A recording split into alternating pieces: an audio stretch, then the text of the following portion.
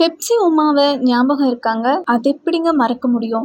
ஒவ்வொருவரையும் மரியாதையா, அன்பா அவர் அழைத்து பேசிய காலத்த மறக்க முடியுமாங்க? பெப்சி உமாவ யாராலும் மறந்துவிட முடியாது. தமிழ் தொலைக்காட்சிகளின் முதல் நட்சத்திர தொகுப்பாளனே அவங்க தான். அவர் நடத்தியது ஒரே ஒரு டெலிஃபோன் நிகழ்ச்சி தான். ஆனா அந்த நிகழ்ச்சியின் போது அதுல அவர் உடுத்திட்டு வர்ற புடவைகளை பார்ப்பதற்கு பெண்களும் அவங்களுடைய சிரிப்புக்கு ஆண்களும் காத்து கிடந்தாங்க அப்படின்னு தான் சொல்லணும்.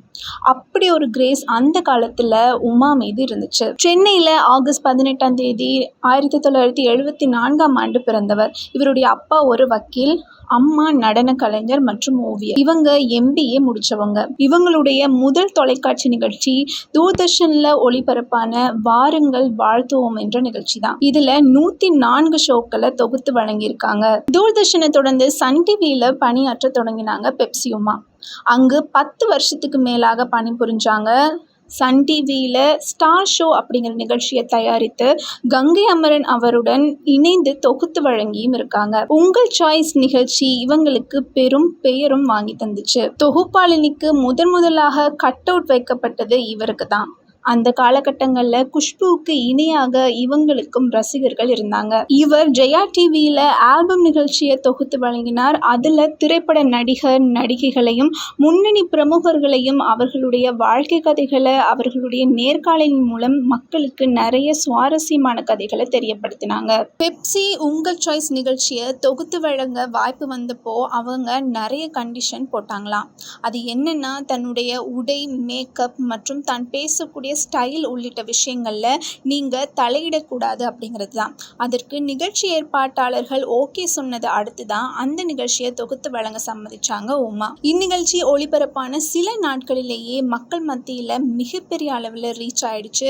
இதற்கு காரணம் அவங்க அணிஞ்சிட்டு வர்ற புடவை, அவங்களுடைய ஹேர் ஸ்டைல் மற்றும் அவங்களுடைய பேசும் விதம் ஆகியவை சிறியவர் முதல் பெரியவர் வரை அனைத்து வயதினரையும் பெரிதும் கவர்ந்துச்சு. ஒவ்வொரு வார இறுதியில் அந்த நிகழ்ச்சி ஒளிபரப்பாகும் போது TRP எகிர ஆரம்பிச்சிச்சு. அன்றைய காலகட்டத்தில் சினிமா நடிகர் நடிகைகளுக்கு இருந்த ரசிகர்கள் அளவுக்கு பெப்சி உமாவுக்கு ரசிகர்களின் ஆதரவு இருந்ததுனால பெப்சி உங்கள் சாய்ஸ் நிகழ்ச்சியை 15 வருடங்களாக வெற்றிகரமாக நடத்தினார் உமா.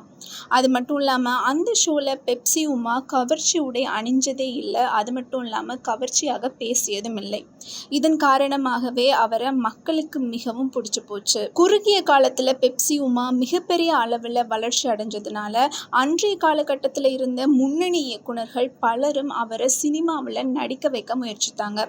குறிப்பாக சொல்ல வேண்டும் அப்படின்னா, நடிகர் ரஜினிகாந்த் தன்னுடைய முத்து படத்தில் ஹீரோயினா நடிக்க முதல்ல பெப்சி உமாவை தான் அணுகினாராம்.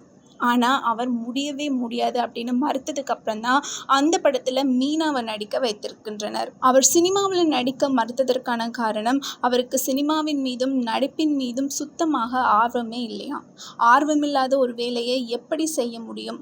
அதனால் தான் நடிக்கவே மாட்டேன் என பாரதி ராஜா, பாலச்சந்தர் போன்ற பல ஜாம்பவான் இயக்குனர்கள் தங்களது படங்களில் நடிக்க அழைத்தும் அவர் மறுத்துவிட்டார். நடிகை குஷ்புவுக்கு கோவில் கட்டிய சம்பவம் அந்த காலத்தில் பரபரப்பாக பேசப்பட்டுச்சு.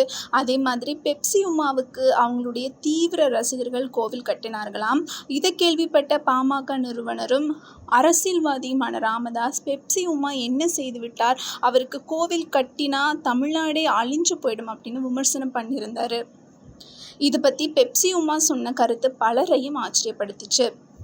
ராமதாஸ் சொன்னது 100% சரி. நான் என்ன செஞ்சுட்டேன்னு எனக்கு கோவில் கட்டுறீங்க, இந்த மாதிரியெல்லாம் செய்யாதீங்க. என்னுடைய செயலை மட்டும் பாராட்டினால் போதும். என் அழகுக்கு முக்கியத்துவம் கொடுக்காதீர்கள் என பதிலளித்து வியப்பில் ஆழ்த்தினாங்க. இப்படி சினிமா நடிகர் நடிகைகள் அளவுக்கு ஃபேமஸாக இருந்த பெப்சி உமா ஒரு கட்டத்தில் மீடியாவை விட்டே விலகிட்டாங்க. அதுக்கப்புறம் அவர் என்ன செய்கிறார் அப்படிங்கிற தகவல் வெளியாகாமல் இருந்துச்சு. இப்போது அவர் தன்னுடைய கணவரோட பிஸ்னஸை கவனிச்சுக்கிட்டு குடும்பத்தினருடன் சந்தோஷமாக வசிச்சுட்டு வர்றாங்களாம். இருந்தாலும் பெப்சி உமா அவர்களுடைய ரசிகர்கள் மீண்டும் கம்பேக் கொடுங்க மேம் அப்படின்னு சொல்லிட்டு காத்துட்ருக்குறாங்க. அதை பற்றி பெப்சி உமா என்ன முடிவெடுக்கிறாங்க அப்படிங்கிறத பொறுத்திருந்து தான் பார்க்கணும்.